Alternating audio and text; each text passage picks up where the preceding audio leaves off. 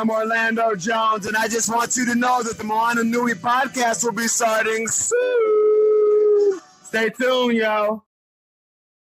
I'm Veronica Taylor, and from myself and Ash Ketchum, I just want to say, Moana Nui, I choose you!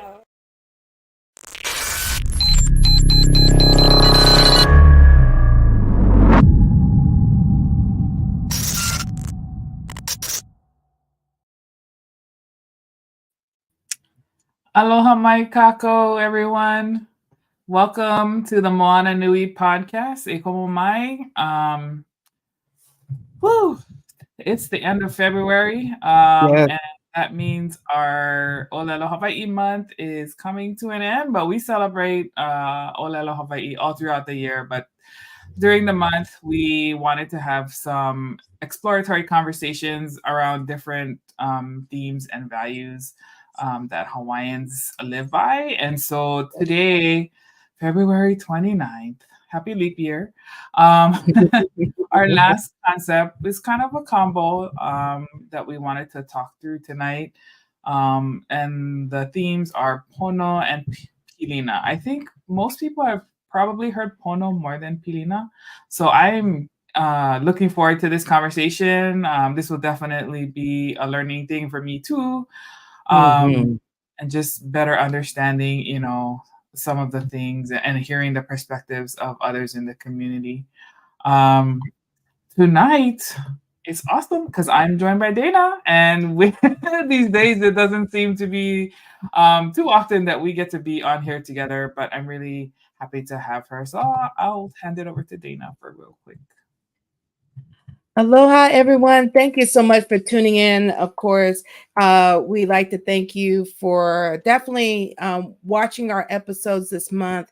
And as we're covering the different terms within the Hawaiian language, we had an episode talking about ohana and aloha and several other terms that allow you to kind of understand the connectivity, how it's connected to the Hawaiian culture, and more than just the surface that most people know of some of these terms like ohana, because of things you've seen in media. So we're very excited that we're going to have this episode with several people that we're going to have on this panel tonight to talk further on these terms. And if you've missed our past episodes, definitely go to our YouTube page. There you're going to find a playlist of all of our content that is tied to the Hawaiian culture, including all of our series for this month. And you can just go and watch those to kind of hear our insights from our panelists and so much more. But I'm going to go ahead and hand it back over to the yin to my yang, the Renaissance woman of our time. She has been on a world tour, basically, with her newest project with Lilo and Stitch comic book series. If you haven't heard about that, pick it up. Issue 1 is out there. And of course, she will be at AwesomeCon in DC next month. So you can get autographed copies of not from her, but also the writer and everybody else. So make sure you get your tickets for AwesomeCon also. So I have to put that plug in. But I'm going to go ahead and hand it over to this amazing woman who we don't know how she does everything in her day, but she does it. I'm handing it right back over to the beautiful, the lovely Moana. Mahalo, sis. You always doing so much. So yeah, yes, we're just excited about this episode. But I want to recognize Papa Lōkahi, who has helped to provide us sponsorship. It's really been helping our show grow and helping us to build our community. And we're honored to also have, one of our guests who I will introduce as our first guest, but she's also a partner that we work together with in the Papa Lōkahi community. So it's great to be able to combine our mana'o and just be able to add value to our listeners and to everyone who is discovering the show and as we continue to grow. So our first guest is Kanoelani Davis. She is the CEO of Mahina Designs, the executive director of Ho'aka Mana, Amana Wahine, my tita sis from Kauai, now living on Molokai. Yeah, let's just say we get lots of vibes with Kanoi. And so I always look forward to having her on because she always adds to my life and helps me to be a better Kanaka. So, Ikomamai, welcome, sis Kanoi. Hello, my kako. So I love coming on here. I now feel like I'm more of a regular than anything else. I don't know how people feel about that. But thank you so much for letting me be here. Thank you so much for sharing this platform to your team and to your funders and Papa Lōkahi and all those who support you. Mahalo. Of course, mahalo nui. And by the way, I meant to say you look very ui over there with your glasses. I think this is the first time I've seen you wear glasses. I'm blind. So I can't see. So pretty. Making glasses look good again since 19. I'm not gonna tell you. You said 19. That was enough. Yeah, that's true. That's true. That's how old we are. Like, 19. Oh my gosh. Okay. And so our second guest is our brother, Brad Starks. He is a TV and film producer who has like a super long resume that I'm not even gonna try to iterate to you guys tonight. It's long, it's good. He does fashion, photography, film, so many things. But what I love the most about Brad is he is a connective tissue. Like you need to hook up with some people, this brother will hook some people up. And so he has just and he's so humble about it too. Like he works behind the scenes. He highlights the people who need to be uplifted, the ones who are like the change makers who are humbly working, but making big impact in the community. And that's what I love about him the most. So, Ikomo Mai, Brad, welcome back to the show. You guys, I feel so blessed, number one, to be invited back. Number one, and then number two, I don't know if you guys, I mean, Dana probably knows, today is the last day of Black History Week. So this is incredible. Right. So thank you for that. I got to do some shout outs. First of all, to Team Moku Moku, thanks so much for talking about the show. My man, I got Kavika, obviously, who's been on this show several times. Fantastic. Jonathan, who's also sort of our other partner in crime. Team Moku Moku as a whole. Kaya Alexander, my mom is watching, my sister's watching, so I can't mess up. Make me look good. But, oh my God, is this a podcast or a modeling agency? I'm with, look at you, 3 ladies. Good Lord. I mean, to be included in this mix of intelligent women who know what they're doing and who are taking over the world, I feel great. And then Moana, before we go any further, I got to tell you, your book is incredible. This book reminds me of when my dad used to take me fishing and taught me how to fish, and we would cook the food like right there, and we would go home, and he would have forgotten to have told my mom, and there's lasagna sitting there. It's like, well, what are you guys doing? And it's like, oh, we ate already. I'm sorry. But thank you so much for having me. I'm looking forward to this conversation, and let's go. Yes, let's go. Kanoi, do you mind opening up the space before we get started? Sure. Okay. Well, we'll start off with something that I do all the time, and I think it's very, very helpful, especially when we have these conversations that open up a lot of ike and our knowledge, wisdom that we gain from our everyday lives experiences. And the things that have come before us. So I actually would like to just start with He Mu'oya, which is just to clear our space so that we can make room for being open, being able to receive, and really just being able to be clean in the things that we think and we share. So that, and when I say clean, I just want to say, I want to preface that means, integrity, honesty, truthfully, and where we are at. So with that being said, I'll just start. He Mu'oya. He mu na moi ino na moi ana puno no na haumia he Mu'oya. He mu eli Noa Iae Noa Kahono. And I start off with that, sharing with that with all of you, the breaths in this room, the aloha, the mana in this room. Mahalo for letting me share that. And let us begin. All right. Mahalo, sis. It's always a blessing to have, like those. E komo mai, Pualani. Good to see you, sis.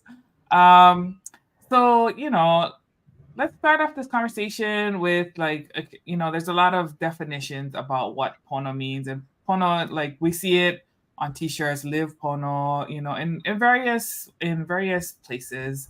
Pono was something that my dad really lived by.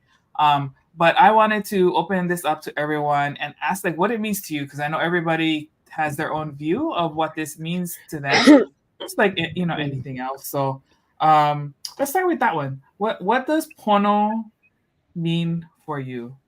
And Kanoi, we can start with you. It's a loaded question, honestly. I love my loaded questions. I know. I don't know how to sum it up, to be honest with you. I will only speak. Let me just preface. I can only share with you what I know, what I've learned, and what I've experienced. I will not share with you the assumptions of reading somebody else's knowledge, pulling it up from Google, or perhaps even just assuming that I understand what Pono is if I had not lived it, if I have not tried it, if I have not failed in it. So I want to just preface where that ike or that knowledge comes from. I guess for me, coming from a family of martial artists and healers, my grandfather had this academy called a Molokai Academy of Arts, and on the patches that we had to wear on our gi at the time, and our shirts was a symbol, and it encompassed the 5 Chinese elements, because we're Chinese Hawaiian people. So I learned both Chinese healing and martial arts, as well as Hawaiian healing and martial arts. And so with that together, he created a symbol that was always this reminder of value, that of Pono. And so Pono was actually our pledge as martial artists and as healers. And he wanted us to have it at the forefront of our bodies to best understand the why. We understood Pono growing up. In my mind, in basic terminology, it was balance, right? To ho'opono is to restore the balance. In basic terminology, balance. Now, as a person who is in martial arts, balance to me meant my body needed to be in a certain way in order for it to move and have power. As a martial artist, as a person who utilized Pono in healing, the physical parts of Pono is understanding pressure. It's understanding intention and integrity. It's an understanding of looking at the whole body, mind, body, spirit, everything before we go in to do any work. So that for us was this very tangible understanding of Pono. And then aside from that, it was this, we lived in a world of ku and hina, which is balance in the Hawaiian terminology, and then yin and yang in the Chinese terminology. And so because we had these elements to help guide us in our motion and our movement on a physical level, it also it was a way to manage It was a way to manage what Pono meant, because Pono is also perspective. And what we understood was that my Pono is not going to be your Pono is not going to be my Pono. Pono is perspective. I think when we had to define it in a Western way, in Western terminology, so that outsiders could better understand who we were and better feel like they could relate to us, we had to figure out a way that they would understand it. But as a Kanaka who practiced Pono, who had no choice, literally, to practice Pono, because we understood our mana, was it cannot be defined. It was in essence. It was your mana. It was in the way you move every day. It was in your choice. It was accountability, and it was kuleana. That was Pono. And there was a difference. I know you brought up Pilina, but if I was to bring up two things that we could talk about, it would be Pono and Polole, because those two things are also different, right? Pono and Polole. Polole in the English terminology is correct or right. We've heard the definition in Pono as being righteous. Very, again, to me, in my mind, and I don't speak for others, but it's very Western, because it puts us in this one little box that we have to stay in, and it's either yes, it's either or. One of the things I've learned through my practices, through the teachings, and through all this stuff from childhood and generationally, is Pono is depends. So today, what I do in my choices today, based off of a certain situation, may be very, very different tomorrow, and what seems like the same exact situation, but actually is very, very different. But when you know yourself very well, you know the situation very well, you understand the whole, then you understand how to move in those directions. You understand how to operate, and you become the counterbalance to the balance, in which is the effect and the mana of Pono. Okay, that was a lot. That's it for me. Thank you. Okay, bye. Back to you, Bob. No, that was a lot, but it was well said. I love how you incorporated like the different, I guess in Western terminology, you would say the different hats that you wear, right? Like, and how it tends to make us think about that either or. Like, you cannot be this and this at the same time. And I'm glad you brought that up, because I actually had a talk earlier. I did a small speaking thing, and that was kind of essentially how I introduced myself. Was like, I know people want to. I'm here to talk about myself as an author, but blah, this is all the other things that I am too, and I cannot introduce myself to you without acknowledging everything that makes me me. You know, today I'm going to talk to you with my author hat, but like I'm also going to talk to you about this, because for me that is Pono, right? Like I cannot be Moana without all of these other things and all of these other people who have made it possible for me to be here. So I love that you kind of talked about that. Pualani, let's go to you next. You ready? Oh yeah, sorry. No I worries. was trying to get out of school, and I had about 5 people catching me on the way out, and I was like, okay, we're just gonna roll today. We're just gonna roll. So as you were saying that Kanoelani, I was thinking of the Hawaiian phrase hanapono, and the ekoa of that, which is ponohana, right? So hanapono means you did good, right? The ekoa of that is ponohana. So when you put pono in front, it changes the meaning. So it changes it to you never do so good. You in kind of hana somebody if you in ponohana. Same the way like you kupono, right? You stand kupono, or you ponoku. I used to love doing that activity with my keiki. All right, everybody, kupono, and they all stand nice, and then ponoku, and they all stand funny kind like that in the line. And so our kupuna were brilliant, yeah, and they like kind of like what you were saying to Kanoelani, like and you, Moana, that the two things are kind of mixing in my head. Again, the pretty Hawaiian, right? So I work in a system where I have to be siloed. because, oh, you're just Ike Hawai'i now. But I'm trained to teach reading. I'm trained to teach math. I'm trained to teach science from a Papaku Makavalu lens. I'm trained to teach Ho'ikaika Kino, right? PE, because I'm an elementary teacher. I teach everything, right? But now that I'm in Ike Hawaii, I feel sometimes like they think I'm like the one trick pony, right? Like, oh, that's all you can do. And I'm like, no, aole. Like you're saying, Moana, I'm all these things, right? And I just don't come into a space being just this one person, um, and balancing all of that. Because sometimes I gotta be a little bit more pili helu. I gotta, when I'm working with my students, oh, they're not understanding this math, this number thing that we're talking about. I do a quick little lesson, right? Or even, out in the community, but balancing all of that. I think one of the hardest things that I always get frustrated with is being being the pretty Hawaiian when you need to be the pretty Hawaiian, right? And like I try to explain to people that I'm not just Hawaiian when I show up, right? At this event or that event. Um, it's in everything I do. Sometimes I'm ponoku because I'm just not in a good space, right? And most times I try to hold myself very kupono in front of everybody, but sometimes I'm ponoku.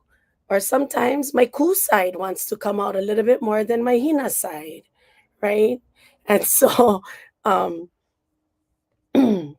it is this, I do think also though that we have put definitions to words. I just had this sorry, off topic a little bit, not totally off topic. I just had this fabuloso conversation with my kids about the kumulipo and the word vale, and we had kind of just talked a little bit about that. And in the dictionary, vale from the kumulipo is defined as sin.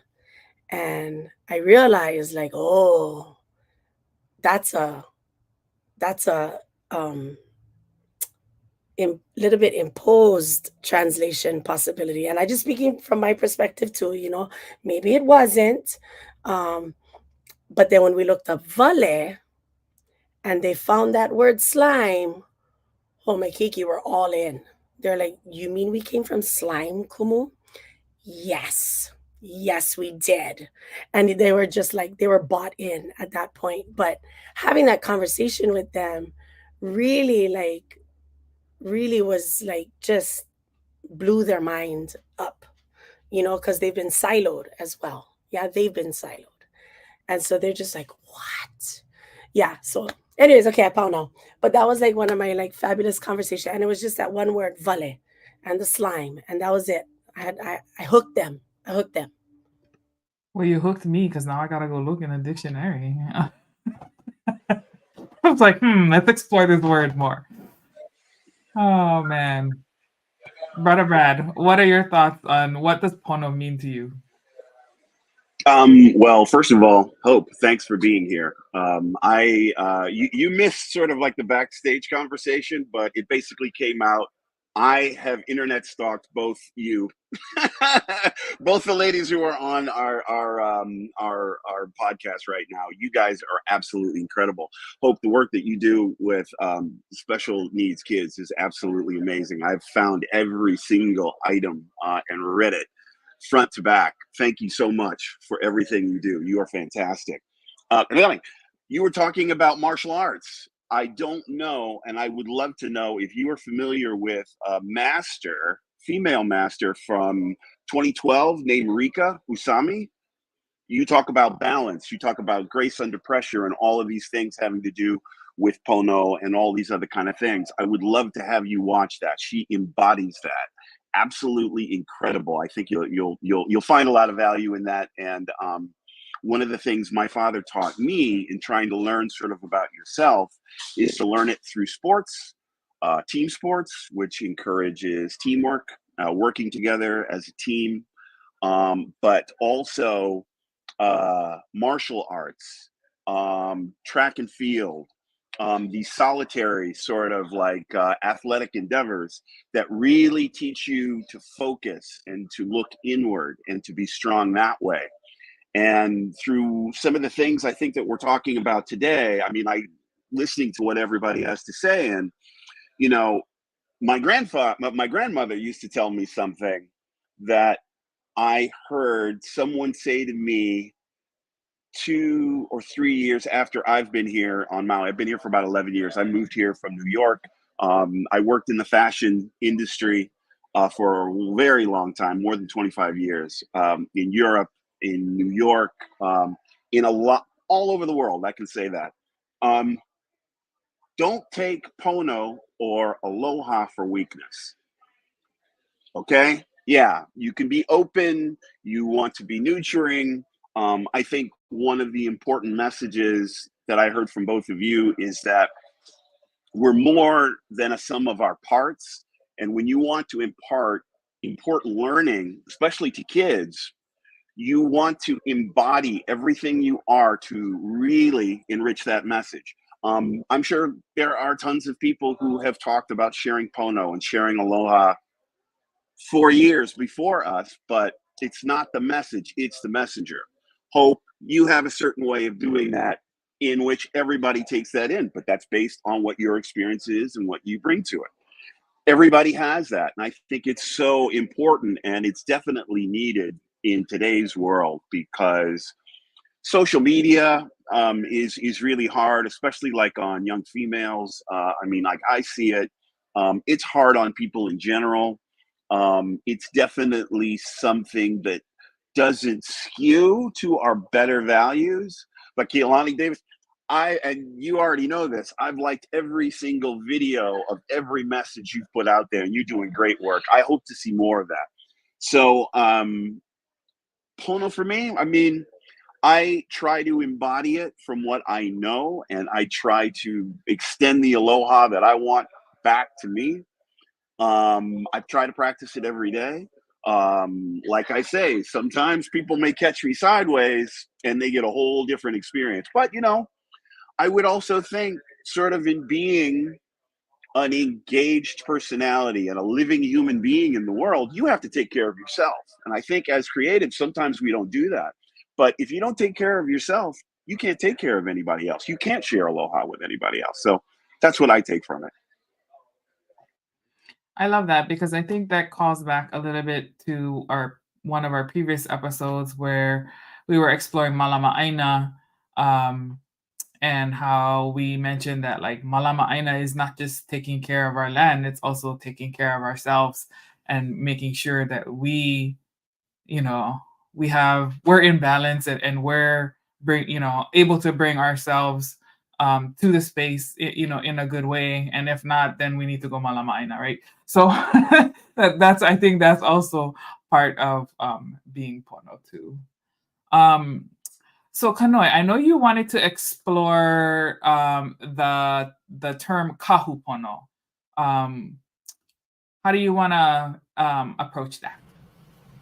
Yeah, no, I thought this was a great opportunity. I was going to do a talk on this even on our platform, because a kahupono, it's interesting. So kahupono was given to me as a last breath from my grandfather, who was also a kahupono, and his father was a kahupono. So it's the way I had learned it, it's a familial thing, right? It's a generational thing. I haven't heard it outside of our family. Does that make us wrong or right? No. But what's interesting is because I haven't heard it outside doesn't mean it doesn't exist outside of here. But it is my kuleana now that I have, it took after my grandfather's passing, it took me about up until recently to finally embrace being a kahupono. Even when I became a kumu, it took me a while, years before I was like, okay, fine, I will accept the kuleana of a kumuhula. Interesting enough, that's the things we live for, right? We do all these practices to elevate into this level of quote unquote kuleana. But when we get there, we're almost like, whoa, for us as Kanaka Maoli, the title is not just a title.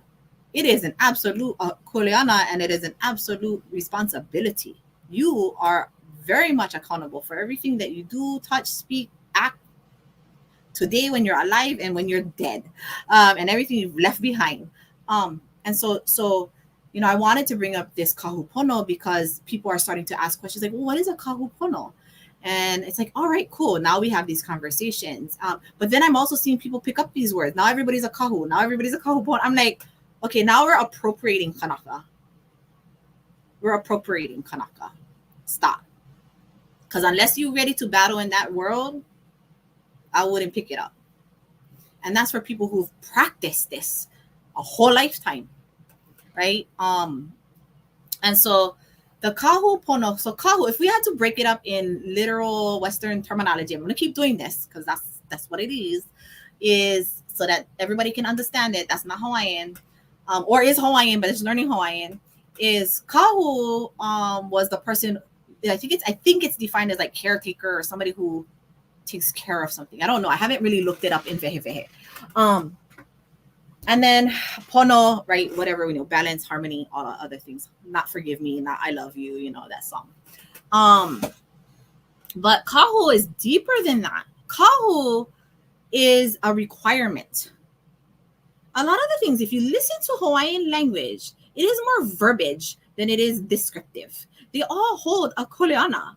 And so like we think about the word kahu. The kahu is not a person like a kumu or a loea. A kumu is a teacher, a loea is a master, right? We're going into this, we're going into a different realm. With the kahu, they're responsible for everything that is in the waking life as well as in the life that is not seen. They are responsible in whatever it is they're supposed to be taken care of. In this instance, because Pono was a part of our growing up of martial arts and healing, that, only what my grandfather taught me, right? I cannot be a kahupono in somebody else's teaching.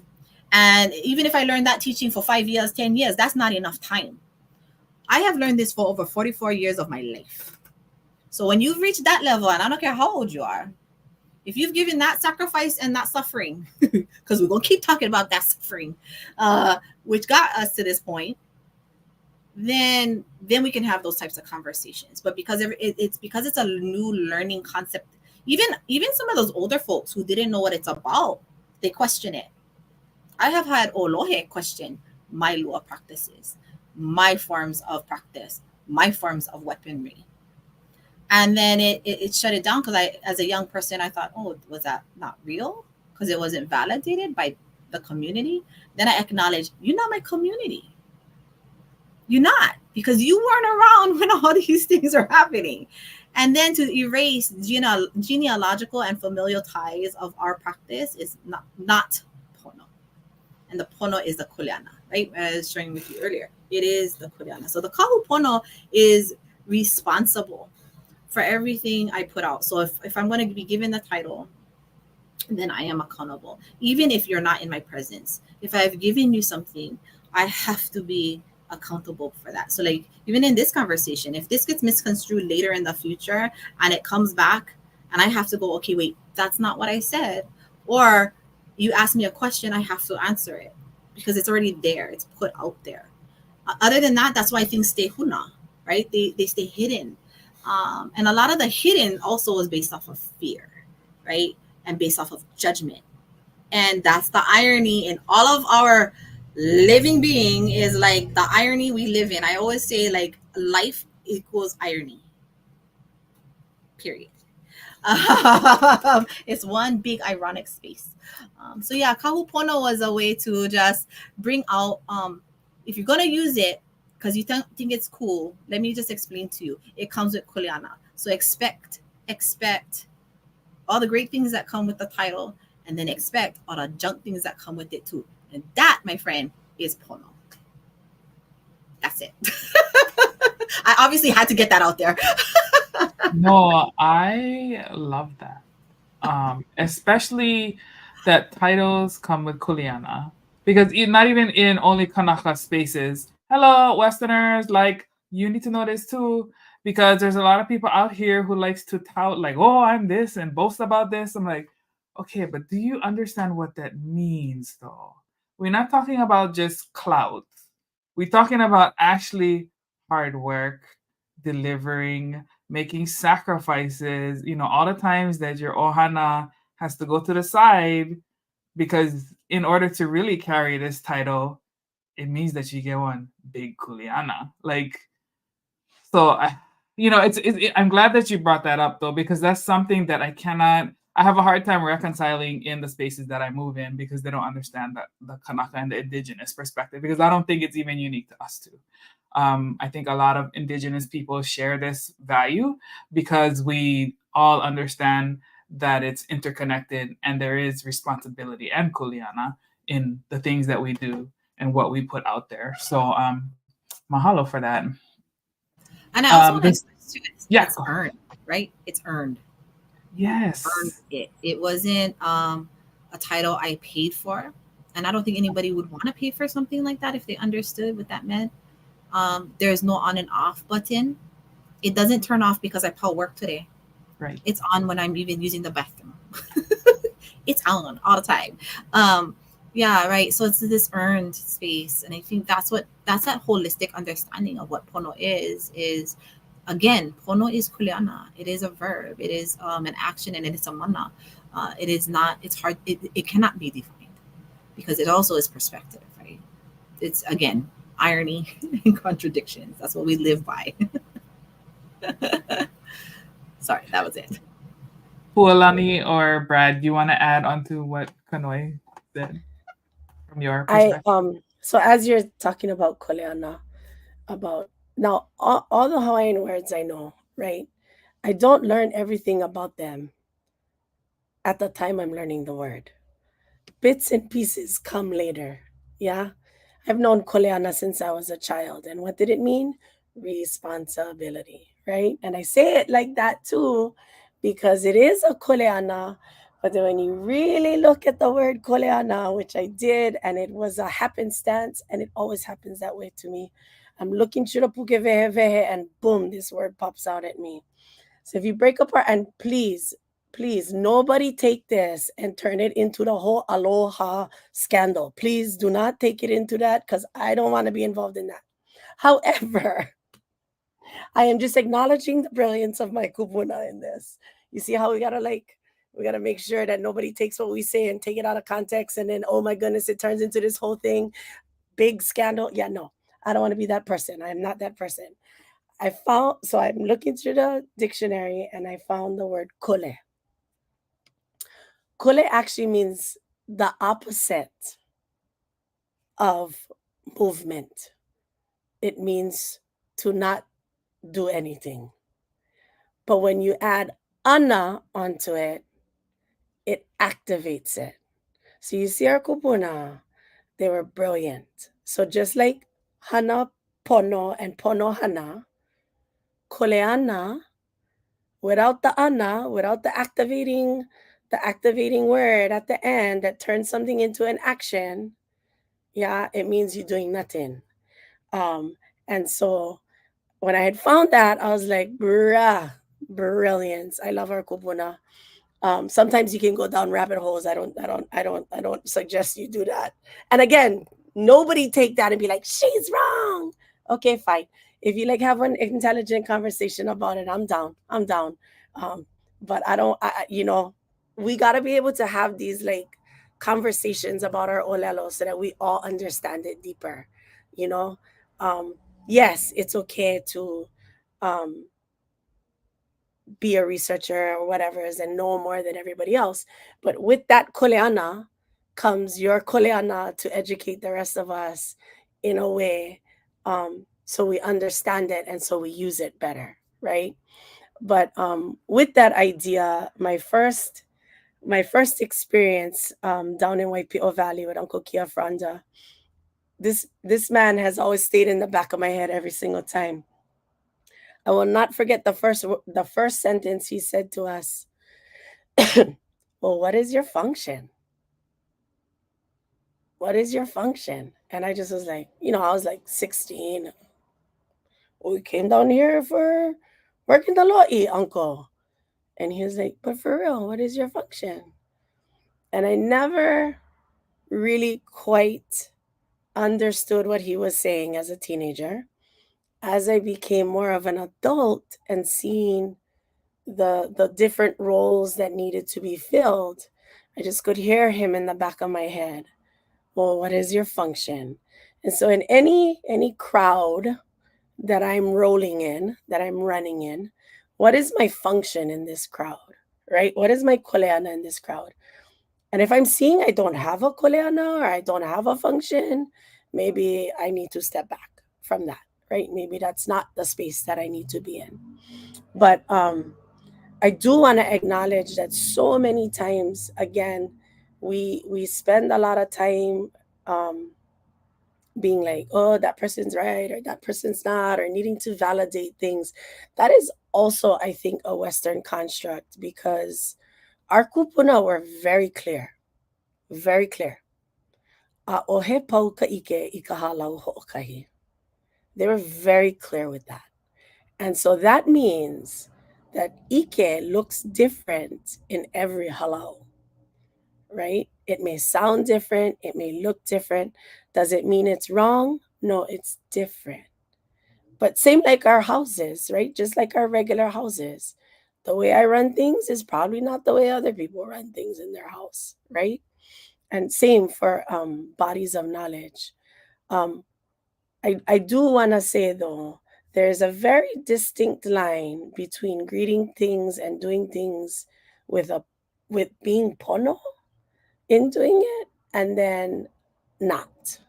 And usually it comes out and you can see it. And it usually comes out in the vibe of the people that it's affecting. Because if they're not feeling like they have a koleana, right, in the circles that they're running in, then that means the pono is not happening. There's something not, there's a little bit pono hana. It's not hana pono. So, but yes, pono is not just like balance, unity. I feel like sometimes in the English world, we have this need to just put this exact English word to it to like make it valid. But it really is all the things, right? It is all the things, and usually the undercurrent of the crowd or the area that you're at, the pono of that area is going to be felt in that undercurrent. And really also the people, because if they know their koleana, things run, right? If people don't, then not so much. But I'm gonna hand it over to Brad because I'm talking too much. Well, you guys, I mean, with every single second that goes by within this incredible conversation, I learn a lot more. Thank you so much. Everybody is so insightful. Some of the things that I basically sort of took from what I've heard is being accountable for your actions and for your words always. I mean, you have a responsibility. Hard work comes with responsibility. I think, I also, I got a note here, irony and contradiction. I mean, that is the human experience. I mean, that's life. Your uncle can tell you one thing that happens, and then you go out and you experience it completely different. You come back home and you tell them, it's just like, oh, well, that's can also happen too.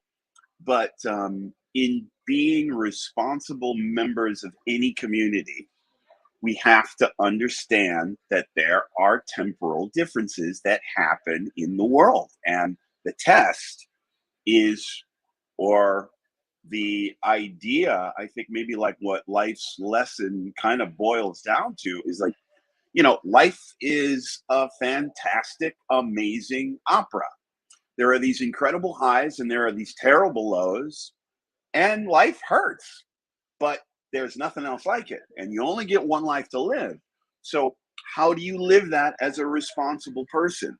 Not only to your neighbor and to your family, or to your husband, or to your wife, or your lifetime partner, but people you encounter every single day in your life. Moana probably knows me out of the best of everybody here, but I go out of my way to engage with anybody throughout my day. And it probably goes back to something my mother told me when my first day of school, when I went to school. She dressed me all up. She had me all sort of like together. I had my books. I was all ready to go. And I'll never forget it. She said, Brad, I want you to go to school and I want you to make 5 people smile.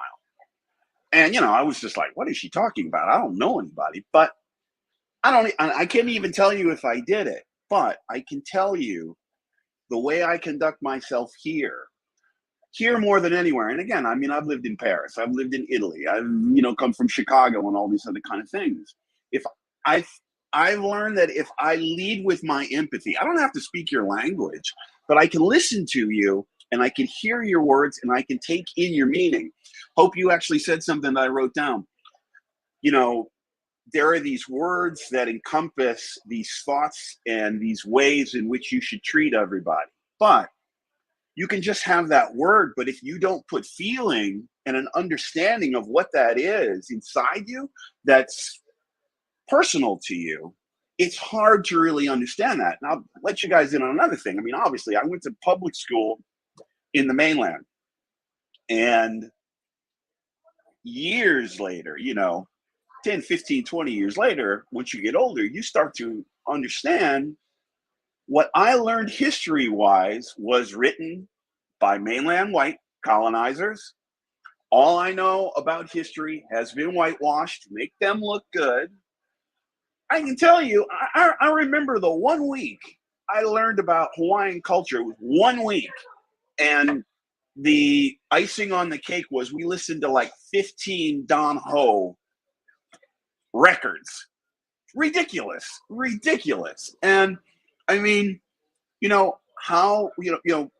one of the things I love about the community that I live in and my friends that I work with on Moku Moku, it's a diverse melting pot of different beliefs and people who come from different places. But we all live under this understanding of aloha. How are you doing? The word aloha, when I work with like mainlanders in, commercial endeavors, I get hired sometimes as a fixer or an associate producer on television shows and things that come here.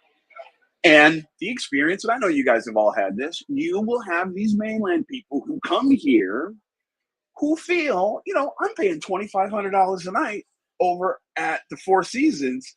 Everybody owes me something. No, they don't.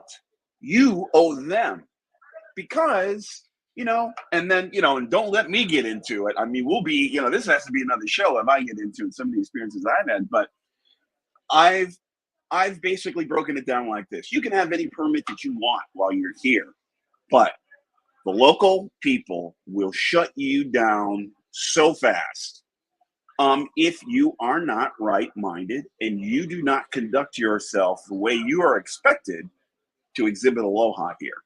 So that's what I really take from that. And I'm just like so pleased to hear you guys talk about these things. I love it. Thank you so much. Mahalo, Brad. I love it.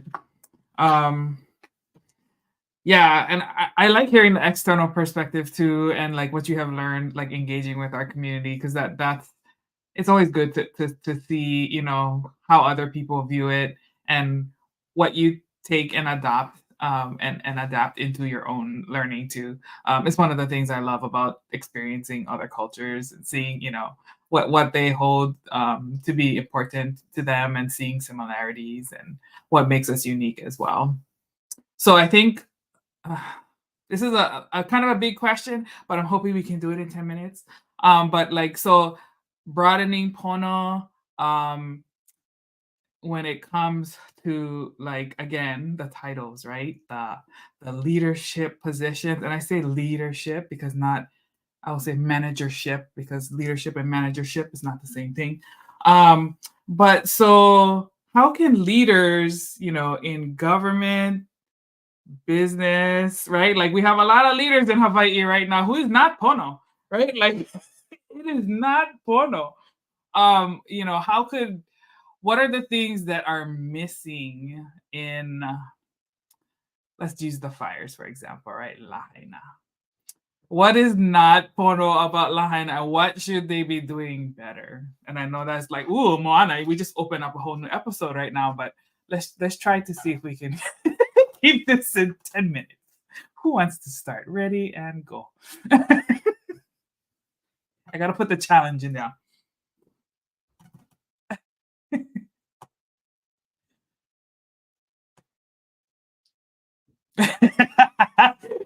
You know, I'll be a brave though. I think this is a funny one. I'm not gonna lie. I think it's funny. The fact that you even asked that question is funny. I could have all the opinions in the world for what didn't happen, what could be happening, and what should be happening, but that's not my focus. My focus is everything that's in front of me right now. Is my capabilities and my capacity to do what I can do to be the best person I can be for whoever it is that is in front of me, for my children, for my grandchildren, for my kupuna who had passed away. That is my answer to that. It is not my business. And yeah, honestly, okay, we're going to sum it up into like a couple minutes. Okay, for real though.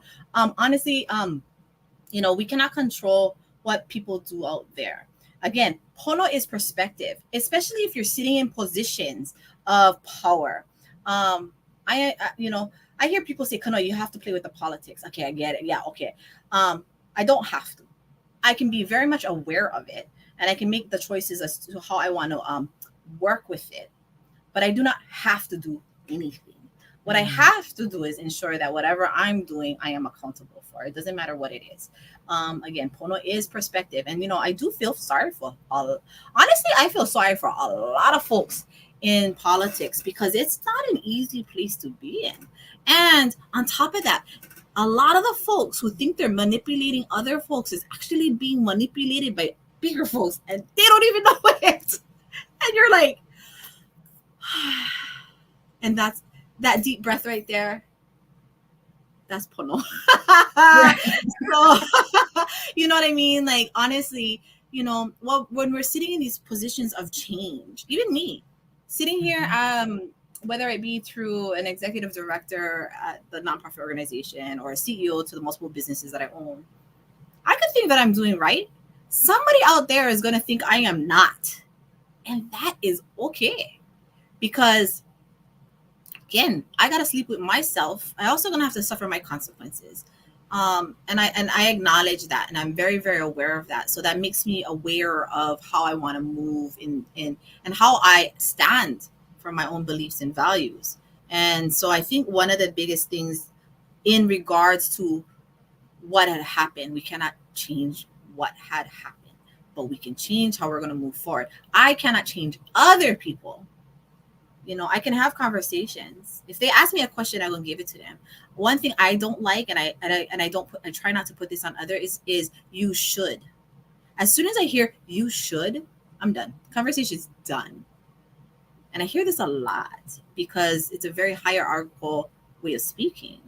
And it's a very controlling way of speaking without you taking the time to listen, to ho'opono the whole space, right? To better understand it in order for you to tell me what I should do. Instead, it's really of like, what is it that I can offer and bring to the table? What is it that I have that can help enhance this space? And if I don't have anything, it's fine. And if I didn't take the time to listen to see if there is a need, then I, like how Pua said earlier, yeah, I can walk away. It's okay too. Sometimes walking away is Pono. Very much so.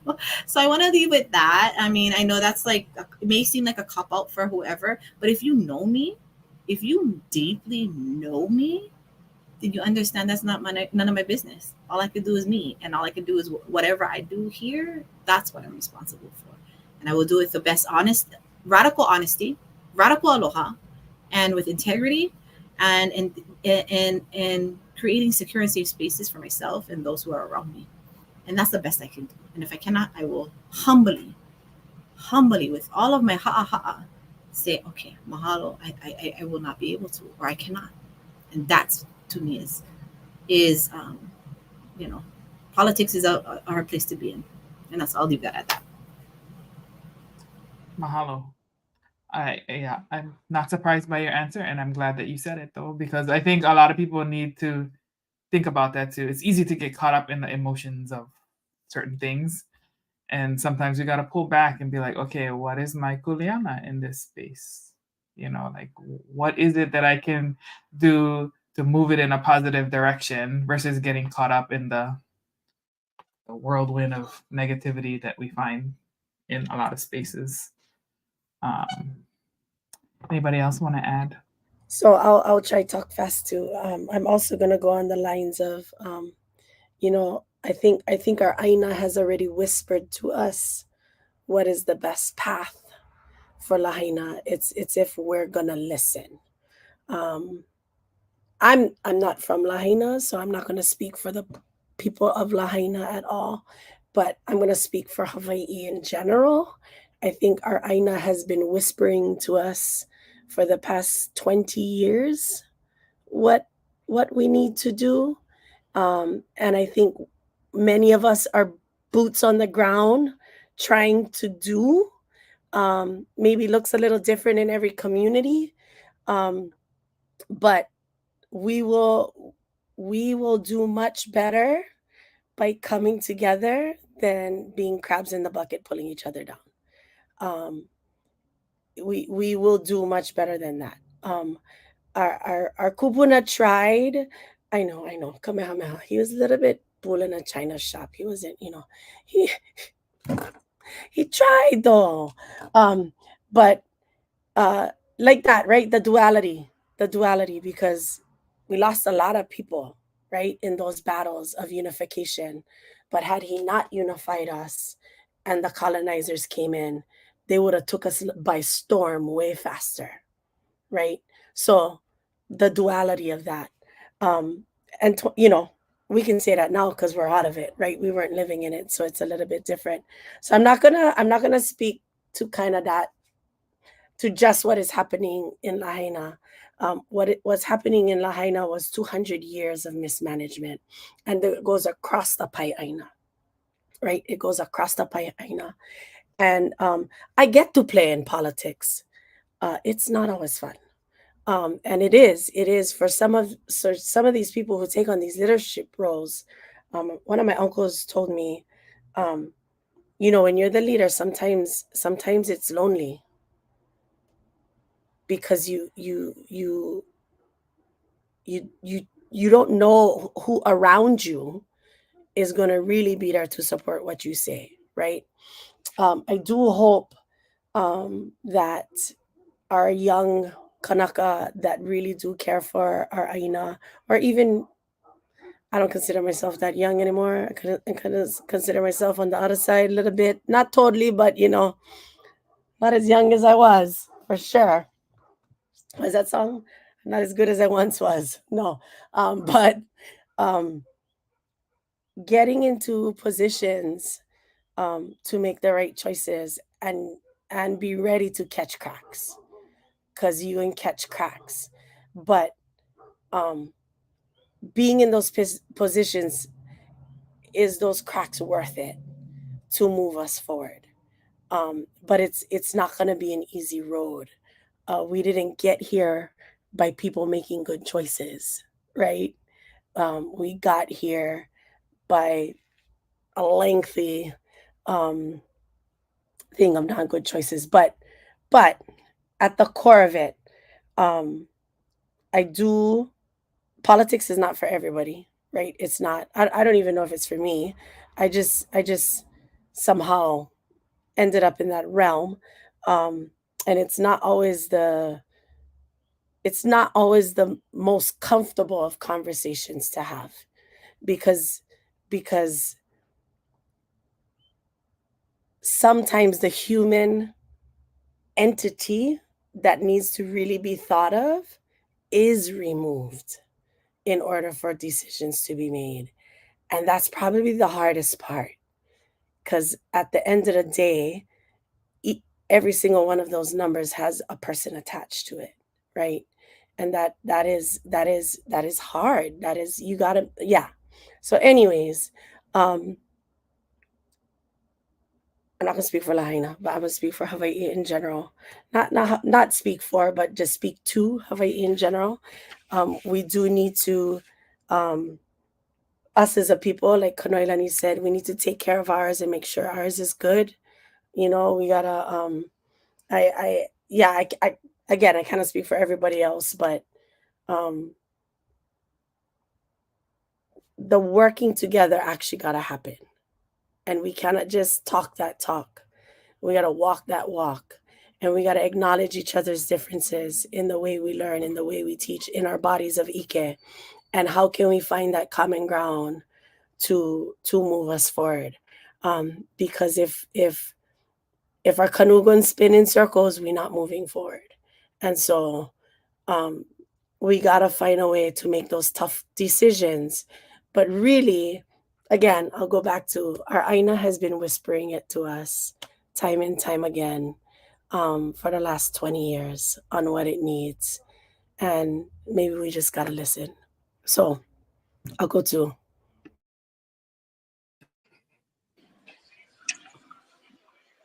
Hope, I totally agree with you. I mean, I moved to Maui after having lived in New York for well over 25 years. And I lived less than 30 blocks away when 9/11, when those buildings went down. And I watched all of that play out. And the transformation that happened over the next 4 months after that tragedy, I mean, you really saw, a lot of, what they say about New York is very true. Everybody is hustle bustle. They have like their own agendas and all this kind of thing. And that happened. And you saw an instant change in people's way that they dealt with complete strangers. I evacuated from my place living up country that night. I called several of my friends who were dead asleep, and they've told me afterward, man, if you didn't call me, the house would have gone up, or it was very close, to kind of like that. But quickly, just to sort of recap from what I've heard, it's okay to have people disagree with you. The difficult thing is to learn how to be in an uncomfortable situation and to hear somebody out when you know that what they're saying is misguided or it's based on misinformation, and you know it to be different. But just to have the strength to hear them out, let them say what they're going to say, and then give them a counterpoint. Moku Moku, we spark a lot of controversy, and as right-headed as the show is, and we literally just want to show and address a lot of social problems that local people have. Now, once we released it, I sat down with all of our head team, and I was just like, listen, guys, we are all going to be challenged about this great show that we did, because we're just getting the conversation started, and everybody's going to, someone's going to come up to you in line at Costco. Why didn't you guys do an episode about this? Why didn't you do an episode about that? Don't get defensive. Draw them out. Well, that's interesting. Tell me more about that. What would you like us to, talk about? Okay, cool. Well, we only have like 6 episodes made. That's a really great thing. Thanks for sharing that with me. This is why we did what we did, and you have to sort of figure out a way that you can actually steer that conversation. I think that's great. You guys talk about being political. I'm an African American man. Can you tell? Every time a white man on the mainland or here sees me, I am a constant reminder to them how they came into wealth, what made the nation, what built that, the inequities that lie there. So I've grown up I'm political once I walk into a room. But again, we all have to learn how to deal with that. And yeah, you guys say that, like politics right now is very difficult, and it's always really difficult. But, the thing is this, and I think you guys are already there, and everybody within this conversation already does this. When you see injustice, when you hear something that's said that's wrong, you don't call that person out. You're telling them to call them up. Hey, man, what you're saying is wrong. Let me enlighten you. Let me really tell you why locals have a problem with the way you're conducting yourself right now. The resort that you're staying on, some of the people who worked there their ancestors were forced off that land. Do you understand that? And here you come with this attitude? No, you shouldn't be that way, man. Oh, really? I had no idea. So yeah, I mean, you know, there's going right back to martial arts. There is a way in which you can redirect that energy to turn it into a positive experience. But then again, I think, how can we sort of like speak on that with power? Become your own best example. I'll give you guys a quick anecdote. Something I did while I was home in the mainland. My mom lives in Madison, Wisconsin. Frigid temperatures. I go there during the Christmas holidays when it's the coldest, 35 degrees below zero. Ridiculous. There I am. I have this great opportunity to go and meet with this advertising agency. I've got this great friend, Mike, who owns this incredible ad agency. He wants to hear my ideas of how we might be able to work together. His place is right around the corner. This is like in downtown Madison. I know it really well. I grew up part of my life there. It's this great little restaurant that's there, but they serve these huge portions of breakfast. I go there, I order breakfast, I eat half of it, and I call this the Eat Half Challenge. I eat half of my meal. I package the rest of that up. I put it in a bag. I grab another cup of coffee. I go out on the street where I know there's a homeless community there. I find a guy and I give it to him. I can start there. I can share that story, and within that story, I can share a belief that we need to take care of each other. The Lahaina fires were terrible, but I'm not happy it happened here, but we proved to the world that everybody can live with aloha. We can take care of each other. Hey, it wasn't FEMA, and it wasn't, you know, I'll get on a roll here. It wasn't all the big boys who flew all the way out here to take care of the people that we were finding in the water and on the streets. It was us. It was us who did all of that. And I'm so proud of Team Moku Moku and Nicole, who's doing all that great work over at Maui Rapid Response. She really led us. Patty Silva did a great job, who's one of our actors and our actresses on there. We had 5 people, our cast and crew, who were affected by that. And it was a hard moment, and the recovery effort is going to be tough, but we're still living through it, and we're still all sticking together. So very happy about that. Mahalo, Brad. Thank you all so much for sharing that mana'o and helping others to see, you know, different ways of approaching situations, dealing with them in positive directions, and, you know, because uncomfortable conversations, you know, they're just not easy, and not everybody can navigate those. But I feel like it's a very important life skill, because life is uncomfortable. So, but still coming out of it with aloha, being pono, and being respectful, you know, of the 2 people or 3, multiple, whoever, who come into a situation, and hopefully everyone can grow from it. So mahalo nui again for being a part of our show. Sorry, we're a little bit over tonight. You know, I like to stay on time, but I had to ask that question. So again, today is the last day of Mahina Ōlelo and the last day of Black History Month. And so it's wonderful to have both of our communities represented here tonight. Thank you all so much for continuing to be a part of the Moana Nui Ohana. I hope you guys have a wonderful evening. Thank you to all of our viewers for tuning in. And we will see you guys next time.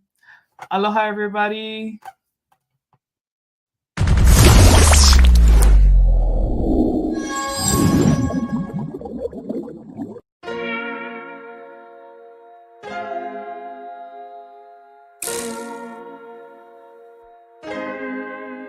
So many stories left to tell, even if we have to ourselves. Can't keep history on the shelf. If they won't tell it, we will. If this the land of the free, it was a freedom then. When they annexed Hawaii and called it Cedar Lands, without any type of payment and no signing off. Called themselves the Republic in 1894.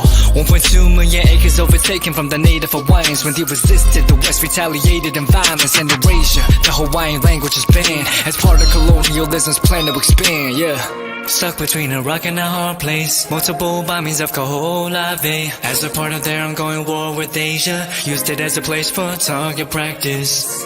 No consent or compensation. Colonizers call for annexation. No regard for all the locals. School will never let you know. So many stories left to tell. Even if we have to ourselves. Can keep history on the shelf. If we won't tell it, we will. Too many stories left to tell. Even if we have to ourselves. Can keep history on the shelf. If we won't tell it, we will. We will. So if you put Hawaii in a perspective, well, Black and Asian history is interconnected. Considering the fight with the Pacific, then of course versus Asia, he was treated as a middleman for war, but didn't let the Western colorism run its course. Cause dark skin was a sign of dignity to core. The land was taken in the name of capitalism, when prior to it was an actual kingdom. Clap back at the system. Stuck between a rock and a hard place. Multiple bombings of Kanoelani. As a part of their ongoing war with Asia, used it as a place for target practice. No consent or compensation. Colonizers call for annexation. No regard for all the locals. School will never let you know. So many stories left to tell. Even if we have to ourselves. Can keep history on the shelf. If we won't tell it, we will. Too many stories left to tell. Even if we have to ourselves. Can keep history on the shelf. If we won't tell it, we will. So many stories left to tell. Even if we have to ourselves. Can keep history on the shelf. If we won't tell it, we will. Too many stories left to tell. Even if we have to ourselves. Can keep history on the shelf. If we won't tell it, we will. We will.